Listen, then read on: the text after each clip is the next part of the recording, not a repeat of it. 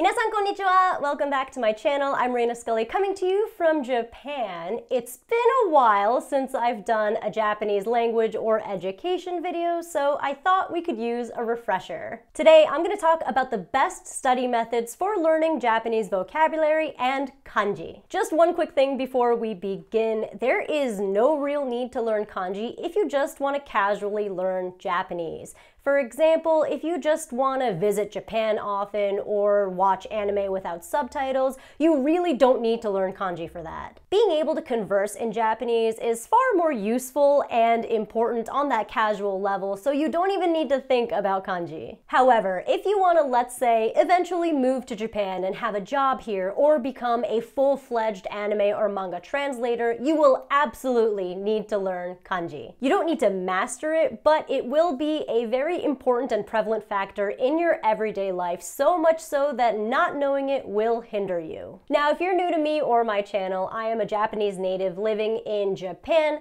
Japanese is my first language. However, as you can tell, I'm also fluent in English because I was born in Japan but raised in the US. Throughout my upbringing, my mom didn't want me to forget or lose my Japanese, so I attended several different weekly Japanese schools and cram schools to upkeep. And although I'm a native fluent speaker, I still had to study and practice Japanese to keep it as polished as possible, so I'm very aware of the pitfalls in learning Japanese and what's specifically difficult to understand about it as an English speaker. So I think and hope to be able to guide you at least somewhat in your Japanese language learning journey. I also studied linguistics in my neuropsychology program at university, and there are some sneaky tricks that your brain plays on you when learning different languages, so I'm hoping to help you recognize and make use of some of the cool things your brain is capable of. I did explain some of this in my best tips for learning Japanese and how to trick your brain video that I did a couple years ago, but those methodologies are forever relevant, so if you want to refer back to that video, it looks like this, and I'll leave a link for it in my description below.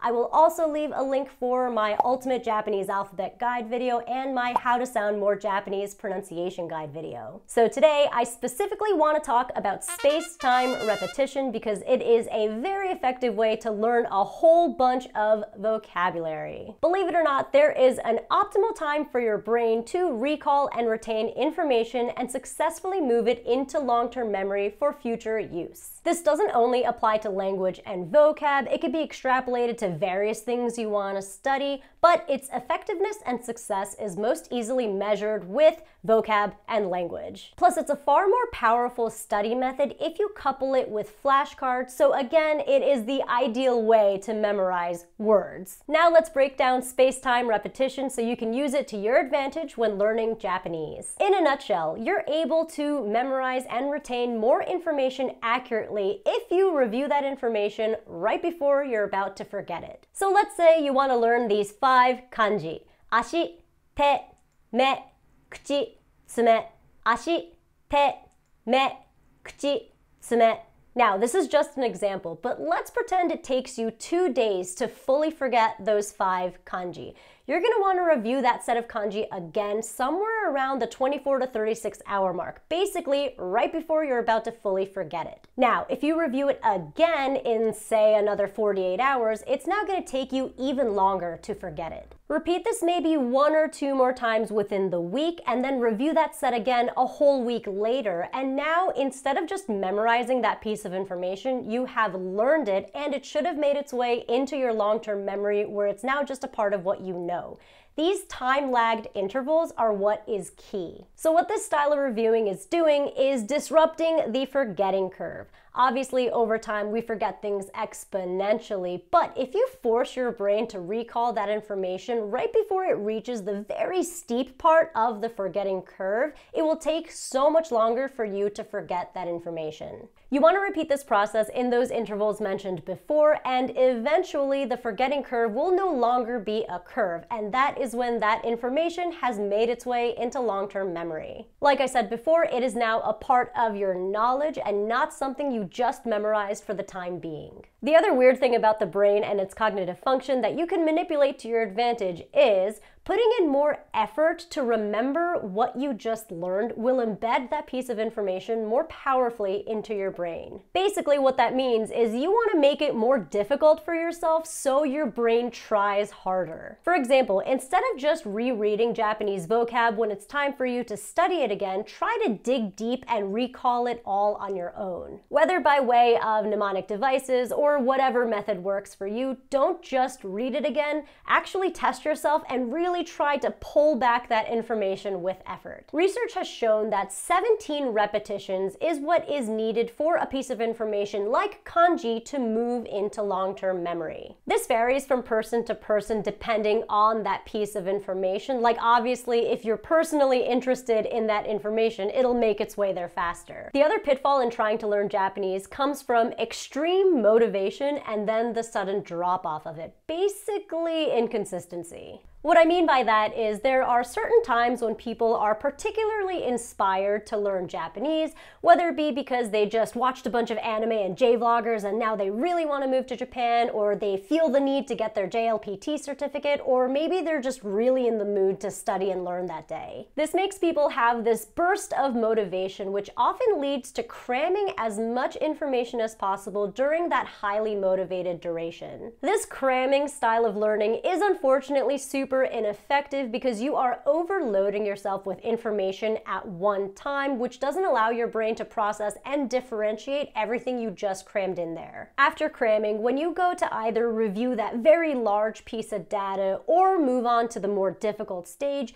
you may find that you didn't learn as much as you expected yourself to, which can be highly discouraging. This unfortunately leads to that sudden drop-off of motivation. The feedback loop from the satisfaction of learning something breaks, and it makes it significantly less alluring to want to study again. By using space-time repetition, you're essentially never breaking that feedback loop because you'll be more consistent instead of depending on those inspiring but fleeting moments of motivation. Now, I'm sure you've noticed, but space-time repetition isn't really easy to implement on yourself because you don't know the exact time of when you should be reviewing, and you could just simply forget. Also, as your number of kanji and vocabulary increases, you may not be able to organize which group of vocab to review at what time lag. To help combat that, let me introduce you to this video's sponsor, Mochi Mochi App, which is an excellent Japanese language learning app specifically for kanji and vocab that makes powerful use of space-time repetition. Mochi Mochi calls it golden time, which is when the app reminds you to review your learned words and kanji at the optimal time for you. This is what's unique and special about this language learning app. Based on your learning history, Mochi Mochi will calculate and remind you via notification to review new words and kanji based on your golden time, i.e. the best time for your brain to memorize and learn. You'll also see a countdown timer which will tell you when you will be notified to review your words. Now, this app actually has a pretty powerful algorithm that not only analyzes if you got the lesson right or wrong, but also takes into account where you made a mistake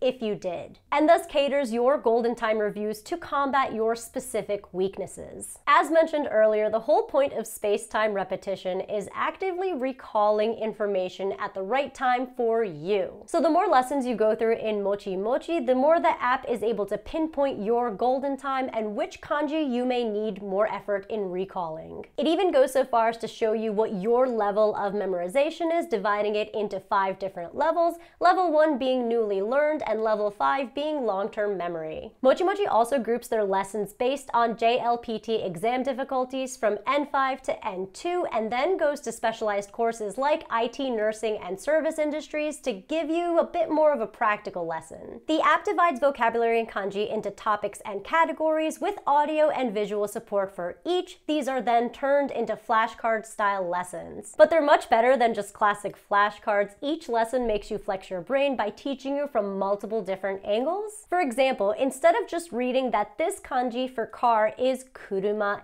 it shows you via image and verbally literally tells you how to pronounce it. 車 Now you have 3 streams of information, audio, visual, and pictographic, that are all reinforcing the same piece of information, that this kanji means car and it's pronounced kuruma. Then it tests you to see if you can recognize the kanji you just learned, and it asks you to type in the hiragana, which is how you read that kanji. You should already have a pretty strong grasp of hiragana before moving on to kanji, so just make sure you're comfortable reading and recognizing hiragana to get the most out of Mochi Mochi. If you want to give Mochi Mochi a try, click the link in my description below and let me know what you think. I was quite impressed with how it measured golden time, and my husband is actually actively using it to review his kanji. Because the golden time reviews are short and well-paced, he's able to continuously do it without finding it tiresome, which I really think is what helped his kanji count grow, so I think it'll be beneficial for you as well. Again, give it a try and let me know what you think. And finally, let's talk about exposure to Japanese to help you become more comfortable with it, and in the hopes that you may hear a bunch of what you just learned and studied. A lot of people suggest watching anime or J-dramas to help you get used to hearing Japanese, which is indeed great. I thoroughly agree,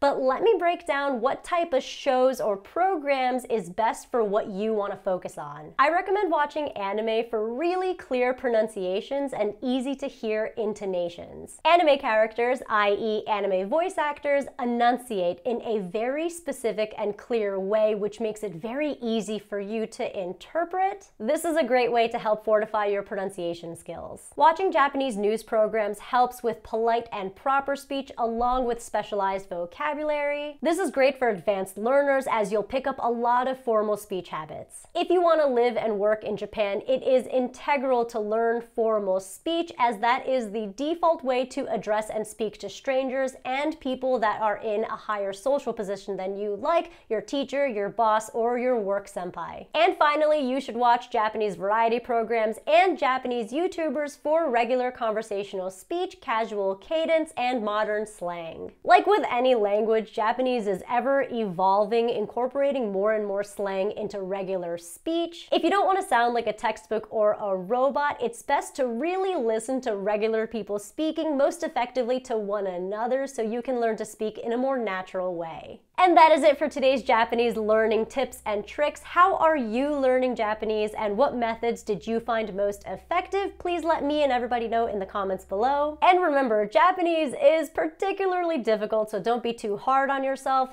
Language learning is a marathon, so just be mindful of that when you are measuring your own progress. Thank you to Mochi Mochi App for sponsoring this video. I hope you give it a try and let me know what you think. Thank you for watching. Please like the video if you found it useful, and subscribe to my channel if you haven't already. I also have a playlist dedicated to Japanese language learning, so please check it out if you want to study some more. Thanks again for watching, and I'll see you in my next video. Sonja matta ne! Ganbare!